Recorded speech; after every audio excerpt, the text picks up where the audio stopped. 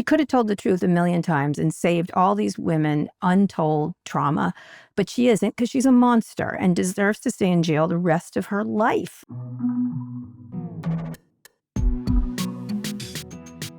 Hi, everyone. This is Pivot from New York Magazine and the Vox Media Podcast Network. I'm Kara Swisher. And I'm Scott Galloway. We've got a lot to get to today, including the FCC greenlighting the Skydance-Paramount merger, no surprise, and what Trump is saying about a pardon for Ghislaine Maxwell, the sexual abuser. I'm going to say that with everything. It's incredible that we'll get to it. But first, the Coldplay Kiss Cam saga is not over. Astronomer, the tech firm at the center of all the drama, has a new temporary spokesperson. Let's hear from her. Thank you for your interest in Astronomer. Hi, I'm Gwyneth Paltrow. I've been hired on a very temporary basis to speak on behalf of the 300-plus employees at Astronomer.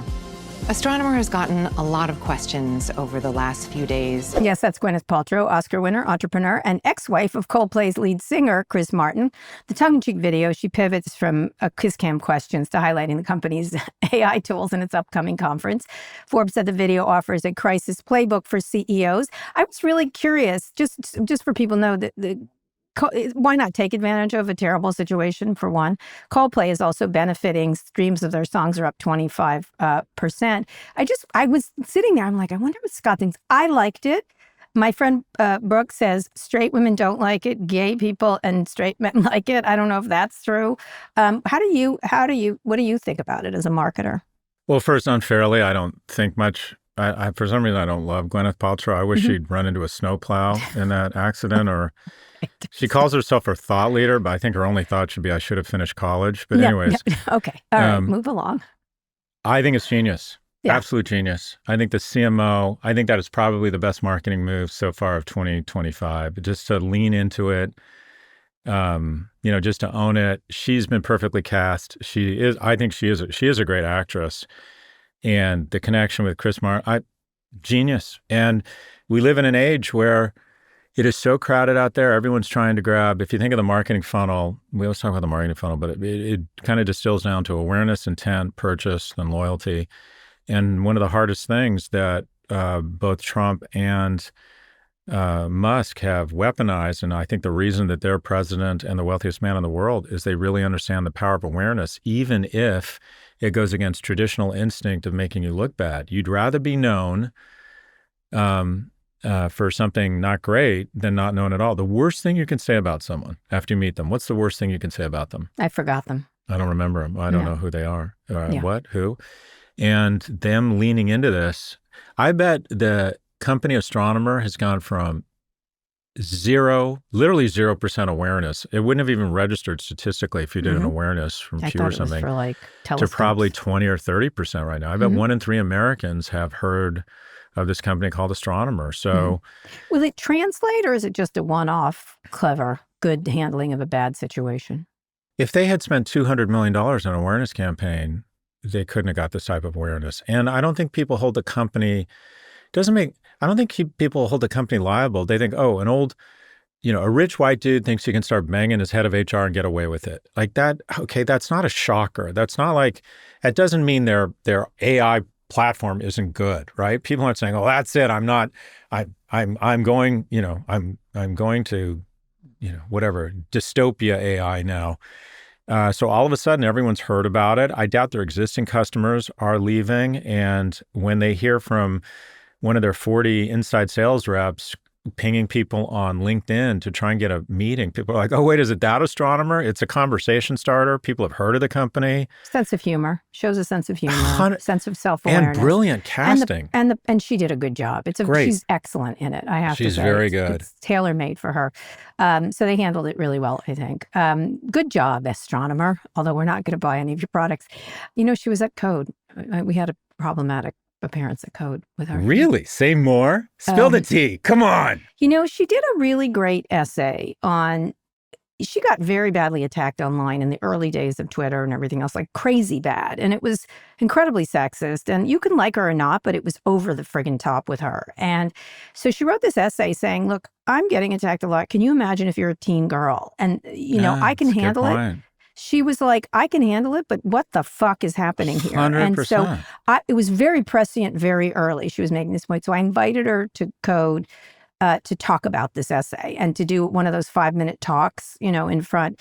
And she came and I just was like, just wear jeans, like how she appeared in this thing. And she was overdressed and she got nervous and wasn't able to really articulate it and was reading from a script. And I think she just got nervous because she was very lovely. I mean, she handled it really, but it just didn't, the essay was so good and her presentation there was not. And I was sorry because I think she had an excellent point, using her celebrity to make a point about teen girls very early on in what you talk about now, about teenagers and self-esteem. She was one of the earlier people to do that in Facebook and Twitter and stuff like that. So it was unfortunate because she was great. And I was thinking, oh, she's really good with scripts is what I should have done, is just talk to her about it and not let her give a speech. So it rambled. It didn't. And then all the men were acting like assholes because she's very pretty.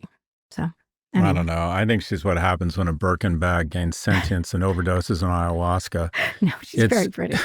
It is such late-stage capitalism. It's like put the term detox in front of everything and charge $75 on it. That's a different thing. Anyway, let's not beat up on a woman anymore. Oh my God. Can I sell my ball sweat and call it detox for $75? No, you can't because nobody would buy it. But hers, perhaps. Ball sweat candle from the dog. I do have the vagina candle. I do have the dog aroma. I bought it for dog aroma. Ooh, the dog. For my son. I think I bought vagina candle for my son. Oh God. Anyway, we're going to move on. Speaking of vagina candles, President Trump announced that the U.S. reached a trade deal with the EU on Sunday, shortly before the August 1st deadline. He made a deal. The deal imposes a 15% tariff on most European goods to the U.S., which is higher than the 10% baseline tariff the EU was hoping for. President Trump called the agreement, quote, the biggest deal ever made, and, quote, satisfactory to both sides, although the EU will not be imposing a tariff on American imports. President Trump called the agreement the biggest deal ever made. He never can just satisfactory to both sides, although the EU will not be imposing a tariff on American imports. Trump said the EU also agreed to purchase $750 billion worth of U.S. energy, an additional $600 billion worth of investments in the U.S., and hundreds of billions in military equipment. The 50% tariff on steel from Europe remains in place, though. Meanwhile, Trump also filled his weekend with something else, golfing at his golf resorts in Scotland. It's estimated the golfing trip will cost American taxpayers over $10 million to talk his golf club. That brings the total golf cost of his second term to at least $52 million. He spent $152 million golfing in his first term. But those Fed renovations, right, Scott? So anyway, talk about the EU deal. The golfing thing is just grotesque the way he does this, but it's we're sort of used to it, unfortunately. Well, I don't like to give Trump any wins, but just trying to call balls and strikes. Look, the guy plays too much golf. In my opinion, he's not focused on the wrong. He's either thinking about a comp strategy around avoiding Epstein or making big, bold declarative statements, not putting in the real work that a president, in my opinion, is supposed to do, as evidenced by the fact that he's golfed, 50 times.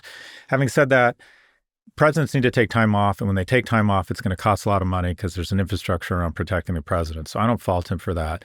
The EU deal so far, I need to dig in, but I actually think the EU deal is a pretty good deal. I mean, I'm not sure we needed to start this nonsense to begin with. Right. But it so far looks like a pretty reasonable deal. What's interesting is that in some instances, it actually lowers tariffs. So it's like, okay, so Trump is actually a free trader now, which I like. I think that I would like to see just zero tariff zones, and I think free trade is absolutely inextricably linked to our prosperity. Comparative advantage is just, at the end of the day, the reason why we have all these talented people around us is there are some people who are better at things than we are, and we exchange what we're good at, and we all end up better off. And so I kind of like this deal. The number one or number two exports from the U.S. into the EU are oil or energy, and I think we sell them a lot of jet planes. They sell a lot of pharmaceuticals into us.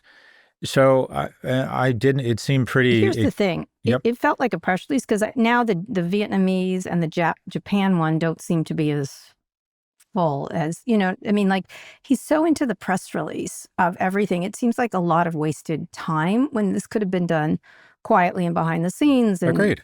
Yeah. 100%. And I don't even know, like, a lot of the stuff he signed is not clear if it's signed, right? And again, our own American companies are complaining about the alleged Japanese deal, although that's not clear where that is. And so I just feel like this is a lot of just press releases. Maybe that's what all the presidency is, but I don't think it is. I think these things should take time. They should be well thought out. It shouldn't, poor Ursula von Leyen, you saw her, the head of the EU, had to sit there. Like, Oh, I God, would when he was love going off. the internal stuff in her head would have been fantastic. Yeah, there's some good memes on that Mm-hmm. when he just went off. Yeah, but we import nuclear reactors, boilers, machinery, mechanical appliance, 15% of cars and other non-railway vehicles, 10% of imports. What's interesting is the tariff on EU cars dropped from 27.5% set in May to 15%. And the tariff on U.S. cars imported to the EU dropped from 10% to 2.5%. But here's the problem, folks. People don't love our cars. We don't have a tariff problem. We have a product market fit problem. Yep. And then, but I hate to give it to him, but I actually think this deal is better than I would have thought it would be. I'm glad it's taken insecurity off the table. The EU people think China's our largest trading partner. Our largest trading partner by nation is Mexico, and our largest by region is actually the EU. So having this kind of settled such that we can get back to work, people can start planning their businesses and stop spending time trying to guess what is going to come out of his office next. I think this is a good thing. Well, Wall Street had called this, right? Wall Street had sort of been like, just been no yips from Wall Street whatsoever this whole couple of weeks. My bias is always to look for what's wrong here. I actually think that there's a lot that's right here. Now, whether we needed to do this at all, whether it should have been done by the Secretary of Commerce, a really talented Gio Raimondo type figure, I think that there's a lot of merit to that this is more about performance than it is about actual economic growth. But I like the way I see this is that it's essentially gone the other way, that it's reducing tariffs and increasing free trade, which I like. So I give this, I hate to do it. I give this a thumbs up. I give it a medium thumbs up only because it didn't have to happen. It's just like a lot. And it's like Grandpa knocked over all the chairs and then set them up slightly better. Okay, great. Thanks, Gramps. Like, could have been done in so many other ways. And that's kind ageist. I know it is. And that's yet, here, I just said it. Grandpa knocks over a lot of fucking chairs and he needs to stop. Okay, Scott, let's go on a quick break. When we come back, as Skydance's Paramount deal clears another hurdle, South Park takes aim at Trump and its parent company. Support for this show comes from Upwork. Navigating today's economy is a lot. Tariffs, tight budgets, hiring freezes, and we haven't even touched on interest rates yet.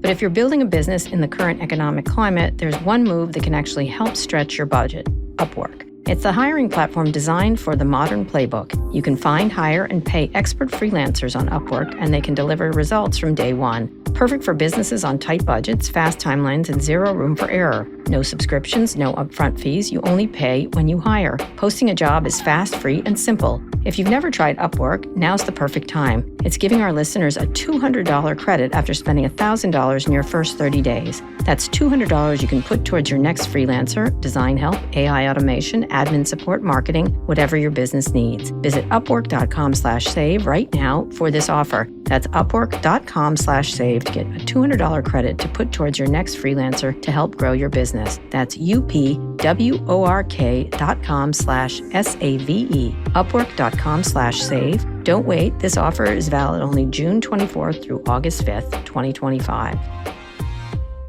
Scott, we're back. The FCC has approved Skydance's merger with Paramount, with the commissioners voting 2-1 along party lines to give the $8 billion deal a green light.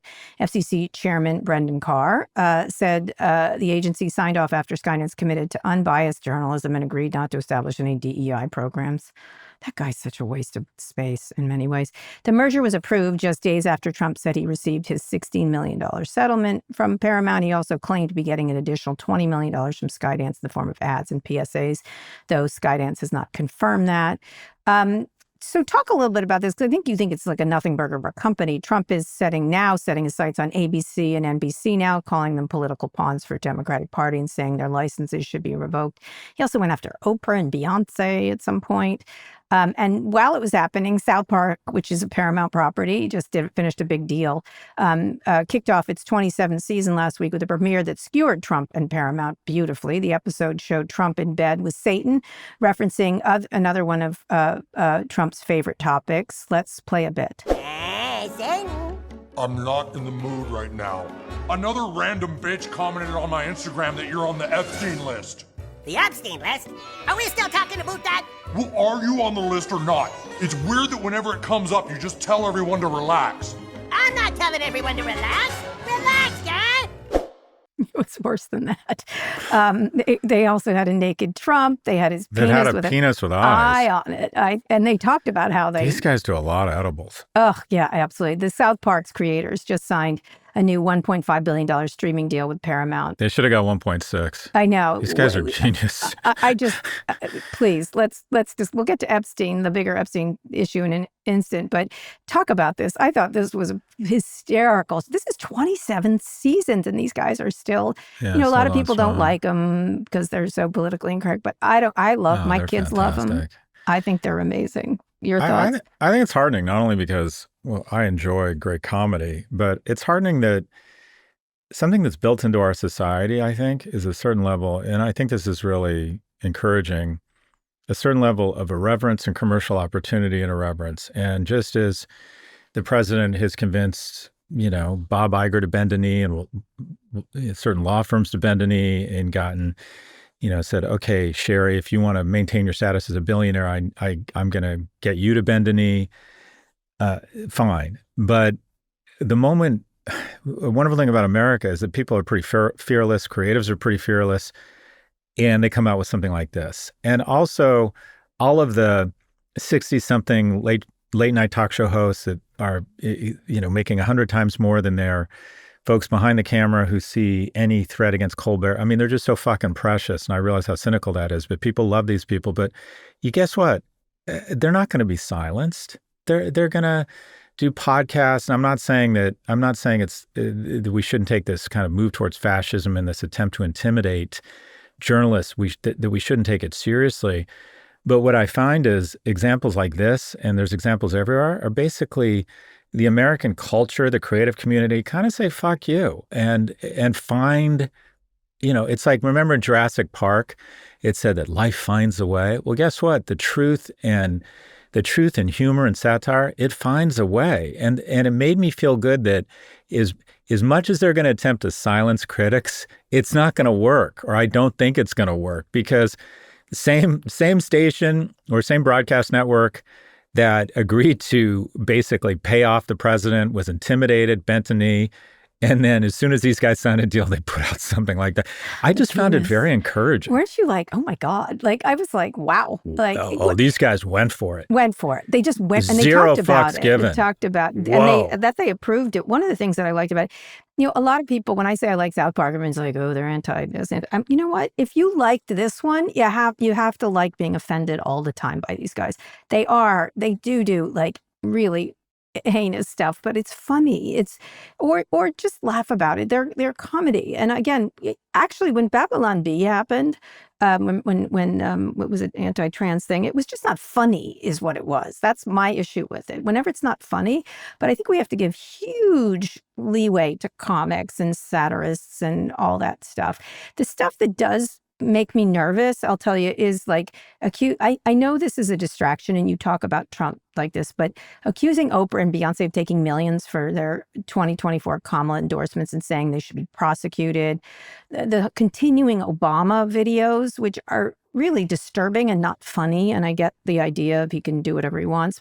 And Trump's legal team asked a judge to order Rupert Murdoch to sit for an expedited deposition in that lawsuit, or that $10 billion lawsuit, citing his age as the reason to do this sooner rather than later. Although I think Rupert will outlast Trump by a long stretch. But that stuff really is disturbing. The idea that he's getting free ads, or that I love these guys, but not everyone can be these guys. And some of it is serious and some of it is just funny, like that they stick it in his eye kind of thing, or the eye of his penis, I guess. Yeah, look, this was, I think satire plays an important role. I think the left has shot itself in the foot by becoming so sensitive that we have ceded irreverent comedy to the right. And people love irreverent comedy. And we used to own it. If you think about the real social, comedians and social commentators. George Carlin. They came from Lenny Bruce. These were offensive people. And they said really off-color things. And then we decided, you can't say that. And then the right sort of usurped the, comedy is legal again. So I like when comedians, that's why I love Ricky Gervais. I think that's changing though. I think there's more of a sense of humor coming through. When I'm starting to interview Congress people, they're more like, whatever. Like they seem to feel a little looser in that regard. And these guys, I wouldn't know what these guys aren't left or right. I don't know what, they're just funny. They're just funny. And so I think that's critically important. But the other ones where he's attacking like law firms or, through putting those Obama things up, those are just incredibly deleterious to our society, I think. And they're weird and they're threatening and they're creepy. And speaking of creepy, President Trump says he's allowed to pardon Ghislaine Maxwell. We know this, President Trump, but nobody's approached him about it. Deputy Attorney General Todd Blanche met with Maxwell for 9 hours across 2 days last week at a Florida prison where she's serving her 20-year sentence. It should be 100 years. Maxwell was asked about 100 different people, according to her lawyer, and she reportedly granted limited immunity for the interviews, essentially immunity that applies only if she doesn't lie. Let's listen to what else Maxwell's lawyer said about the meeting. This was the first opportunity she's ever been given to answer questions about what happened. And so the truth will come out about what happened with Mr. Epstein, and she's the person who's answering those questions. Dear lawyer, it is not the first opportunity she's ever been given to answer questions. She just refused to do so, and she almost went up for perjury because she's a liar. She's a sexual harasser. She's convicted sex just stop it. This is a person who deserves no... I know we do immunity deals with these people to get stuff, but this cynical, horrible monster, as I said last week, is the fact that they're focused on her and not the victims continues to astonish me. And the idea that Republicans are suddenly like, oh, she's our hero, or a version of our hero. Oh, if she tells the truth, then it's good. She could have told the truth a million times and saved all these women untold trauma. But she isn't, because she's a monster and deserves to stay in jail the rest of her life. I mean, the 20 years to me is not at all long enough. I don't know what you think, but I'm just like, are you kidding me with this lady? I don't know. So before we get back to that, my favorite Cartman line is? What? I say this all the time, and then I have to say it's Cartman because people look at me like, what the fuck? Right. I'll say, okay. I'm not just sure. I'm HIV positive. And people are like, what? He also says, you can actually die from secondhand smug. Anyways. Love Cartman. Look, when something becomes a really big problem, it can shut down the government. The deficit has gotten so big that Republicans who claim to be fiscally conservative or get mad at social spending, and in my opinion, the Democrats should have done it the last time around, they will threaten to shut down the government, and the world and the markets freak out temporarily at the idea that the deficit or our fiscal irresponsibility might result in second-order effect of the government being shut down. Okay. A convicted pedophile just shut down the government. Epstein, and specifically the Attorney General and Trump's efforts to shut down the release or inhibit the release of these files resulted in Speaker Johnson excusing Congress early. Epstein a dead pedophile shut down the U.S. government.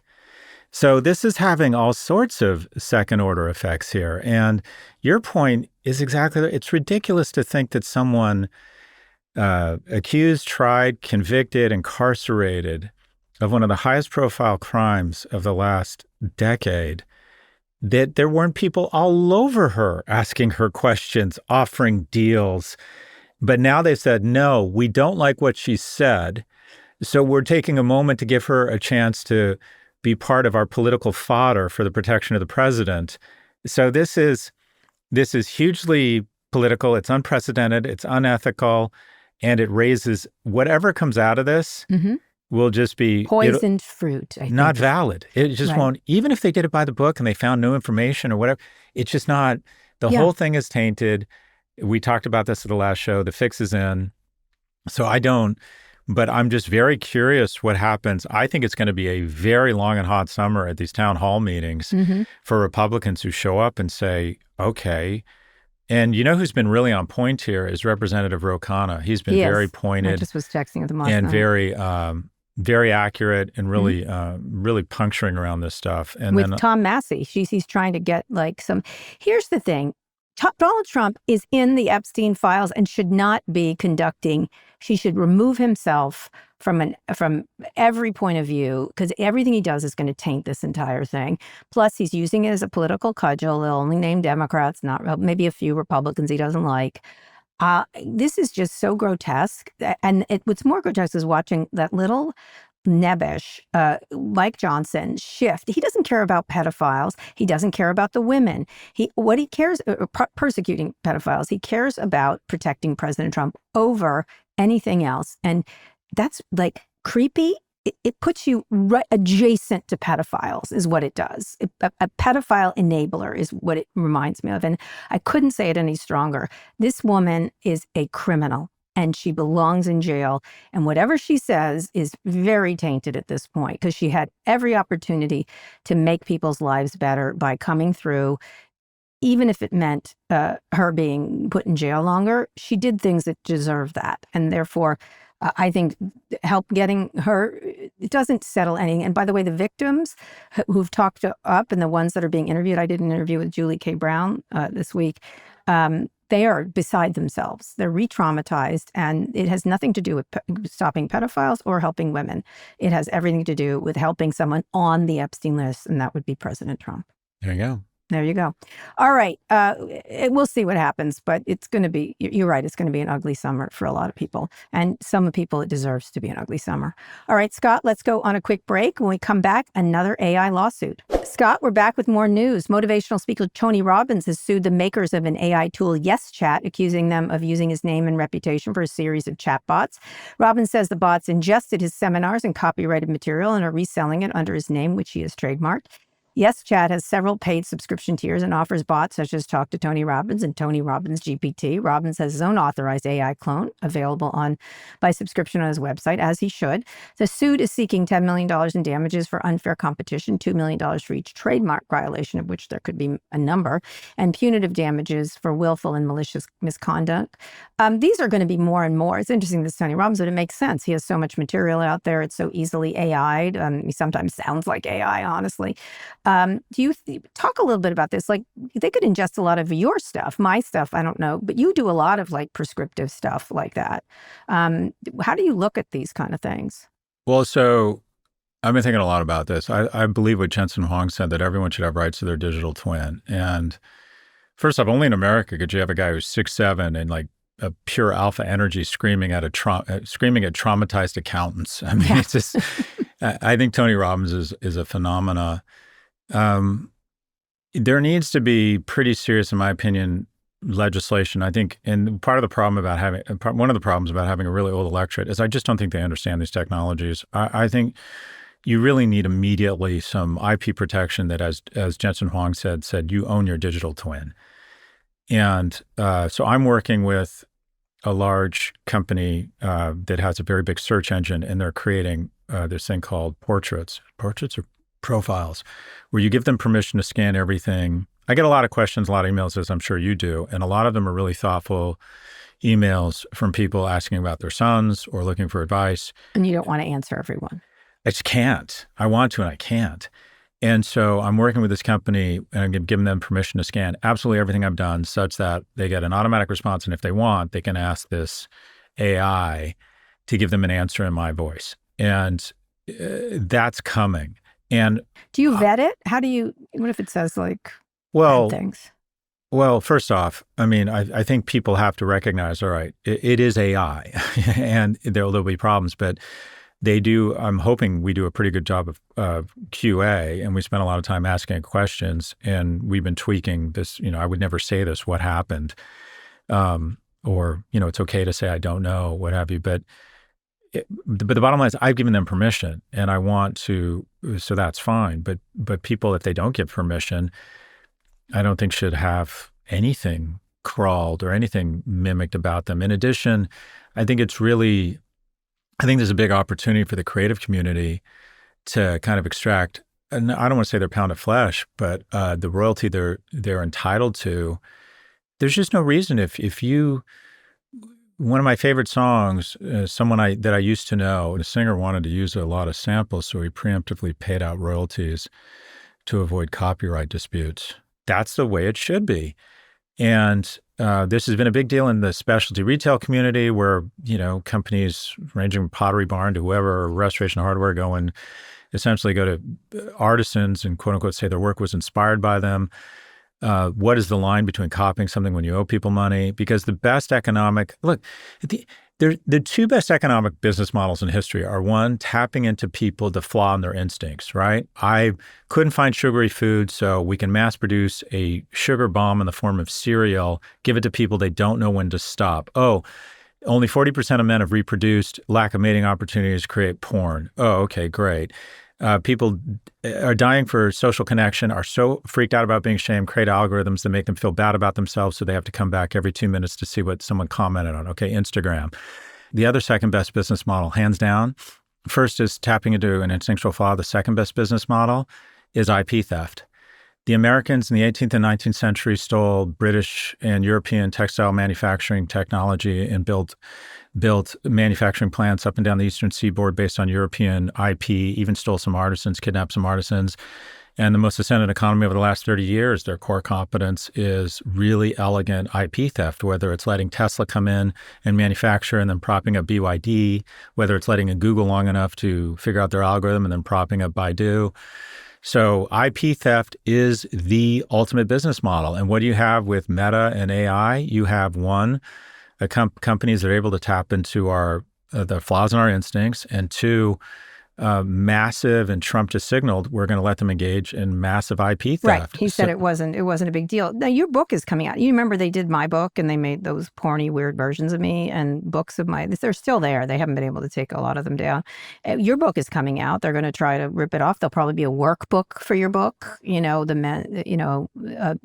man workbook or something that isn't yours.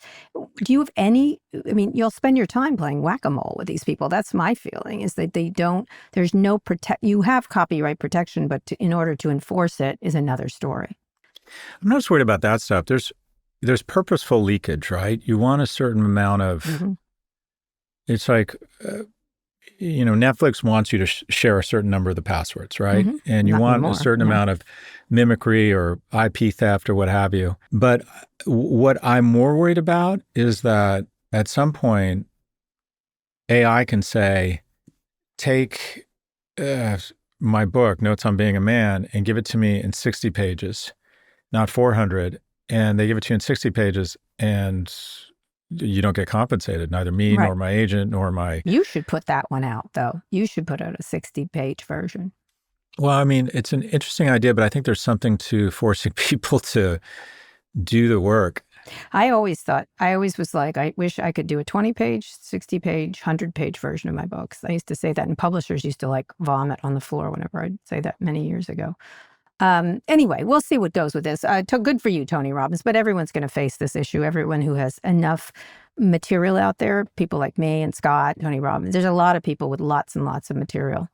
Anyway, lastly, President Trump doesn't want the federal government agencies to contract with Elon Musk's XAI. What a surprise, according to White House Press Secretary Carolyn Leavitt. However, Trump took to social media saying he's not trying to destroy Musk's companies, saying everyone is stating that I will destroy Elon's companies by taking away some, if not all, of the large-scale subsidies he receives from the U.S. government. This is not so. I want Elon, all of our businesses within our country to thrive. In fact, thrive like never before. Elon was not comforted. He responded these aren't subsidies. I'm providing them with good products for cheap prices. He's going to continue to do this, and Elon's going to continue to whack at him, I assume, throughout the rest of the term. Any thoughts? I'm curious what you think here, Kara. If you look back, did Musk start this whole Epstein thing? He's the first one that said, "Yes, remember Trump's in the Epstein files." Remember when I said he's going to keep at it because he's obsessed with this topic? When he took it down, first he said it. I think, Elon started this, absolutely started it, and then insinuated Bannon, if you remember. And he took down the Trump one, and I remember at the time I said, no, he's going to put it back up because this sticks in his craw. this Epstein stuff. Yeah, he did. He did start it. It feels like SpaceX right now is bigger than our government. And that is, I think he would love, I think Trump wouldn't, and I wouldn't put him past him, he's willing to go after companies asymmetrically, would cancel contracts. And I think the Defense Department has come back and said, SpaceX is our program. I mean, the media is so obsessed with itself. It can't stop covering Paramount. Whatever it is, Yellowstone, it's relatively Colbert. I'm sorry, folks, it's relatively unimportant. The fact that we have one company that controls almost all of the low orbit satellites, that is much more important. That is where the FTC should be focused. So this stuff is, I find we're focused on the wrong things. And the fact that Musk, I mean, think about this. Musk got the president, you could argue, played a big role in his election. Musk is now playing a big role in what may be the dethroning of the president. Musk is now critical to our infrastructure and in some ways bigger than the Defense Department, or the Defense Department has. If the Defense Department wants to bring home astronauts from the International Space Station, they have to call Elon, right? If they want communications, battlefield technology to work really well, they have to call Elon. I mean, there are certain individuals who are becoming, Thomas Friedman said this, and it was insightful or prescient at the time, and he said that you have the rise of the supra nation state individual. And he was using the example of Bill Gates is now more powerful than most nations. And I wonder if in many ways this is kind of showing that Elon Musk, at first I thought Trump's much more powerful than Elon, but basically I think Elon, if he keeps at it, I don't know if he's going to take the president down, but he's going to severely diminish his power or distract him. It's not a good enemy to have. I remember when I said it's not like, fighting with Omarosa or Michael Cohen. This guy has a set. He's not Michael Avenatti. Yeah, he has a set and he has money. He's got means. He also, when he apologized and everyone's like, "There, it's over," I'm like, not this guy, not this guy. And what'll be interesting to see is if he can strike a side deal, because a lot of his acolytes have stayed in Washington and are trying to make deals with the Trump administration. I suspect he will reach out to someone. I mean, he was, I think, close to J.D. Vance. And even though J.D. Vance is such a suck up to Trump, I'm really interested in what's actually going behind the scenes with Vance and the rest of them, because they're all preparing for a post-Trump world, right, at this point. And so they've got to figure out, they cannot make an enemy of Elon, for example, going forward. Even if it angers Trump, they've got to do it in this sort of subtle, quiet way. So the jockeying behind the scenes has got to be fascinating. Like, this is just my guess. I'm completely making it up. But if I were Vance or any Republican, I would start to figure out what the world post-Trump looks like, because he's obviously decaying in real time. Some of these pictures of him, he looks like really unhealthy, but that's okay. He can go on forever like that. I think he's been unhealthy his whole life. But I'm really interested in I'd love to know what Vance is actually thinking versus what he says in public, which is obsequious to Trump, because he's got more ties with these guys than Trump certainly did. And he was sort of the person who introduced them to Trump. And you know what I mean? Like, that was their link. So it'd be interesting to be with Thiel and Vance and Musk and those people, figure out what they're up to. I think they're all trying to cosplay the president, and that is, the Americans got so sick of this politically correct, starched, whitewashed, vanilla speak, that then this guy came along and started like mocking the disabled or calling people horseface. And as offensive as it was, a lot of America found it refreshing, and they thought, oh my God, for the first time, someone's speaking honestly, like that's them. They're actually speaking who they are. But that cruelty and that coarseness, I think all of these guys, Ted Cruz or J.D. Vance, they never used to say the kind of shit they're saying now, because they're all cosplaying him. And what I think they fail to realize is that the cadence of presidential cycles is we always go for someone different. We go way different. We're like, okay, we tried that for 8 years. Now we are ready for something. I mean, Trump just couldn't have been more different than Obama. And, Obama couldn't have been much more different than Bush. And I think the future, we've been talking about this with various Democrats. I think a guy like James Tallarico or Mayor Pete, who talks about family. Yeah. And has a cool beard. Do you like his rockin' beard?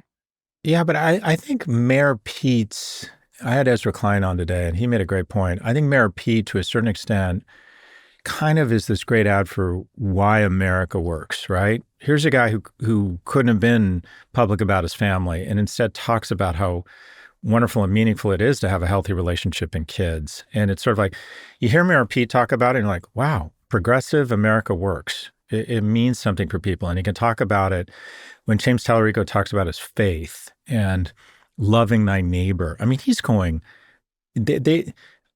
I think the next president is literally going to be the 180 of Trump. I think he's going to be kind, or she, kind, thoughtful. Probably a he. Oh, Scott, you're sick. Yeah, I know. It's so weird, right? I'm going to bring you some balm. There you go. Yeah.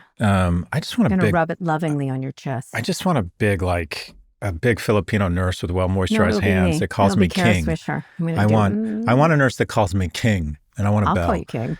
All right. Anyways, I'm thinking about having more plastic surgery. I'm going to need a nurse. We'll discuss. Anyways, but these guys, I think the next one's going to be, if you will, I think the strategy for Democrats is to not even mention the president. I think people are so sick of hearing the rest of the media world will do a job of bringing it down. Yeah, he's dead. I mean, to them, and he should be. This is something Rahm Emanuel said. He's like, until the midterms, you say what you're going to do, and even if it's not for reals. And after the midterms, he doesn't exist. I think that's right. But I think America is so desperate at this point for kindness, for decency, for family, traditional value, traditional, but like values. Run. Go ahead. I'm going to run that. Yeah, I can see that. No, but you let's use you as an example. You're an example of why progressive politics work. The fact that you can be married, have a great career, have children, have a healthy family. You're sort of the American success story. These progressive ideals work. Mm-hmm. And you can speak to with credibility the importance of family and what it means to have a traditional, family means people you otherwise wouldn't hang out with and care with. And when you can get it, when you pull down barriers to people loving each other, they're less likely to be attacks on social society. They're more likely to pay their taxes. They're more likely to develop good humans who turn into good citizens, who can be great military, nonprofit, and business leaders. Yeah. This shit works. I agree. I mean, one of the things I think it'll be hard to elect a gay person, even a man, and who's as pleasant as Pete Buttigieg. But one of the things that a lot of people say about him and some of the other Democrats I've been interviewing lately is like, even if you disagree with them or you have different problems, it's like sort of, I like the cut of your jib. Like, you know what I mean? I like how you're living your life kind of thing. And I think that's the appeal for a lot of progressives. And there's a lot of them now. There's a lot of them now increasingly who are very appealing.